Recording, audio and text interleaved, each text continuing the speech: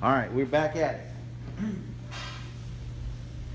Little technical glitch there, but we're going to pick it right back up where we left off. Hal Nunn here, what's happening, Hoke, Larry Long, and this fine gentleman in the middle, John Roper.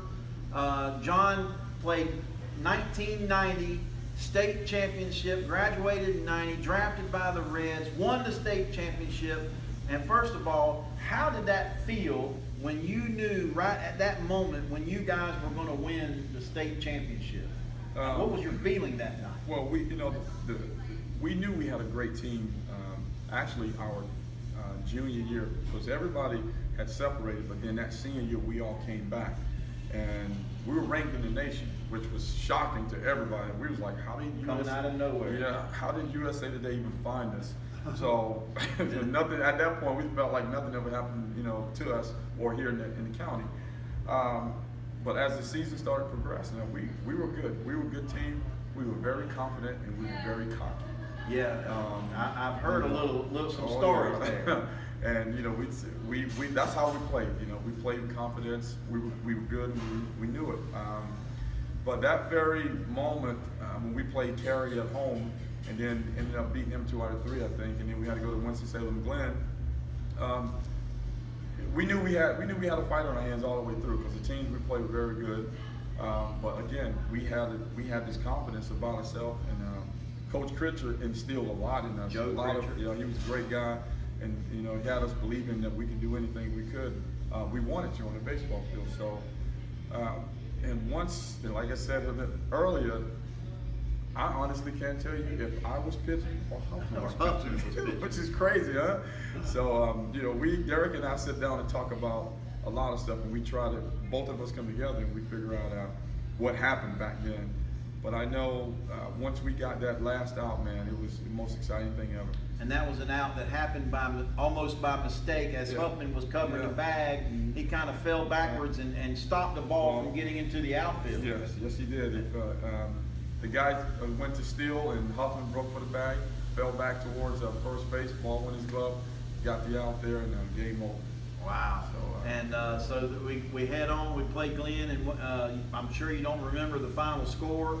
You don't remember who's pitching, but when you celebrated, who was that first person that came at you? Do you remember that? It was the entire team. The entire team just kind of all at the same time, came together. We were jumping and then congratulating each other. I do remember my mom, who passed away early this year. Yep. The picture there, she was like right there in the middle of it. Coach Critcher, my brother Kendrick. It was just an exciting moment. Everybody from Rayford was on that field that day. So it was one of the most exciting moments. My first ring, really. My first ring at that point. So. And Larry, you wanted to ask him about being drafted and all that, and where he went. Yeah, he said he went in the rookie league first, right? Yeah, I went to Plant City, Florida, Gulf Coast League, short season. We started in June, mid-June. It's about 75 games I think they played. My second year I was in Charleston, West Virginia, third year in AA, and then my fourth year is when I got a taste of the big leagues. I played a little bit AAA and a little bit in the big leagues.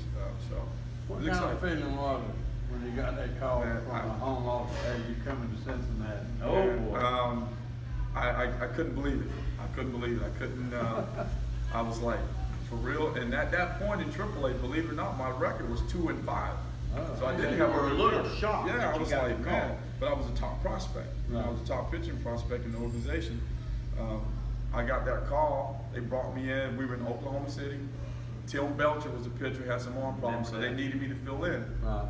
And Mark Bombard said, hey, no matter if you strike out 20, if you get taken out of the game in the second inning, you're going to pitch one game in the big leagues for Tim Belcher, and then you're coming back to AAA.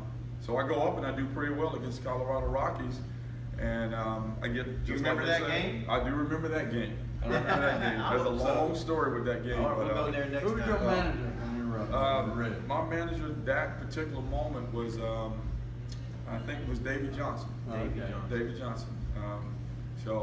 Maybe Tony Perez that first time. Tony Perez. It was a mixture, wasn't it? Yeah, when Tony Perez joined, David Johnson came on in the middle of that season. Right. So it may have been David Johnson at the time.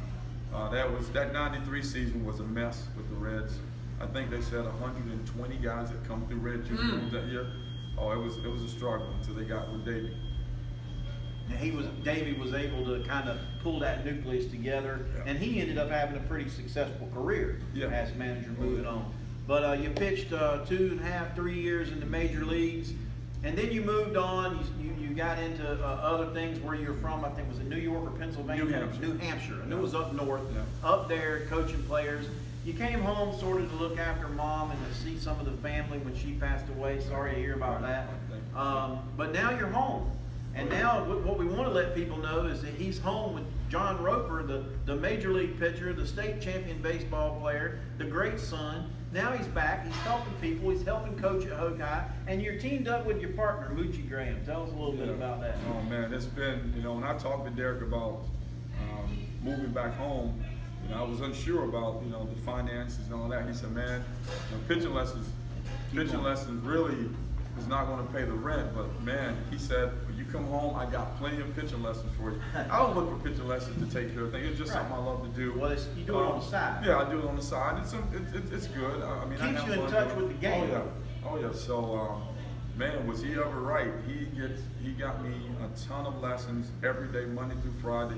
I could do Saturday, Sunday if I want. So we've been trying to get kids on the right path, and we get a lot of kids that have had not so good training. We've had kids that have good training that want to, increase their level of play and talent. So we get kids from all levels. What age group you say you work with? All of them. We've got kids from ages all the way up to 21, 22 years old. From 8, 10-year-olds all the way up. All the way up. So. Well, first of all, tell folks real quick, how do they get a hold of you guys? You got a website or some information?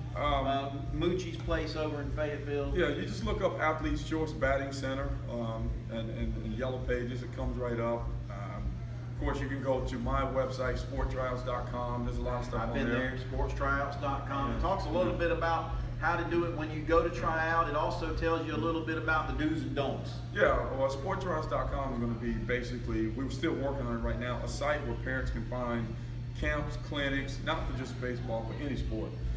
We're also going to be able to, you're going to be able to find qualified coaches, because that's one thing we're seeing. Parents are spending a lot of money for unqualified coaches, and they don't know.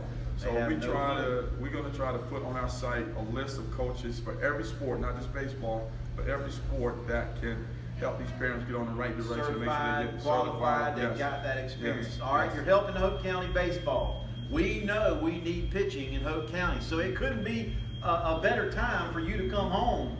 Tell us a little bit about what you're doing at Hoke County High School. Man, we're just trying to, I feel like the program for the last 5 years, from what I heard, they just kind of, they weren't into it. The passion wasn't there. So now we want to change that atmosphere right away. Get these guys passionate about the game again. And I think that's where it starts now. And we've had a lot of success with the kids wanting to be there. The seniors, the freshmen, the sophomores.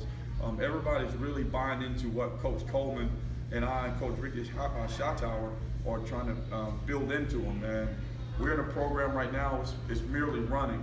And every single one of the seniors are there, the juniors are there, they're not complaining, and that's a good sign right there. So we're going to be a team of pitchers that's going to throw strikes. We're not going to strike a lot of people out. We're going to pitch through some contact. So we're hoping our defense, and we're hoping our defense. Always been pretty decent. The defense got to be on point, because we want guys to throw strikes. All right, and I guess Mooch will be working on the hitting. He'll be helping some guys with the hitting. And Gray and Coleman, he's an energy guy, so he's going to bring their energy, Larry. I'll tell you what, if you hadn't got good pitchers, you're in trouble. Oh yeah. No matter where you are. You You can be in the major leagues or the little leagues. It's all the same. You got to have pitching. But you do know have that. If you hadn't got good pitching, I mean, I don't know how many pitchers you had behind you, but you were the ace of the staff. How many more did you have behind you? We had a bunch. We had a lot of guys that could throw strikes. We had myself. We had Jeff Huffman threw in the 90s. We had Chinaman that threw in the 90s. We had Bobby Simmons that joined the team late. He could throw. Wasn't a high pitch, a high velocity guy, but he could throw strikes. He could get ahead. So we basically ran that staff with Chinaman, myself, and Huffman just about the entire season. But we had other guys that could fill in and throw strikes, and That's what we want right Just now need for our somebody team. to get in there and Yeah. get the ball across the plate, in the strike zone, maybe on the edge, hit the edges, paint them up a little bit. John, we Yeah. appreciate it, man. All right, thank you. Thank you I'm for sure that. we'll have you Yeah. back down the road. Oh, We'll yeah. talk Back getting down the road. Maybe we'll get old Mooch out of his wheelchair. Yeah, he's Get him up doing here. a signing today with the kid that Pine Forest. yeah, Gavin, I can't think of his last name, but he'll probably go in the first 4 rounds of the MLB draft. Been with Derek since he was 7. I'm sorry, and high 90s guy. I had a chance to work with him, had a chance to meet him. Great guy. So somebody's about to get a superstar pitcher. All right, for the Wing Company, Brock Realty, Rockfish Speedway, Larry Long, Hal Nunn, and John Roper, we'll catch you next time. All right, thanks for that.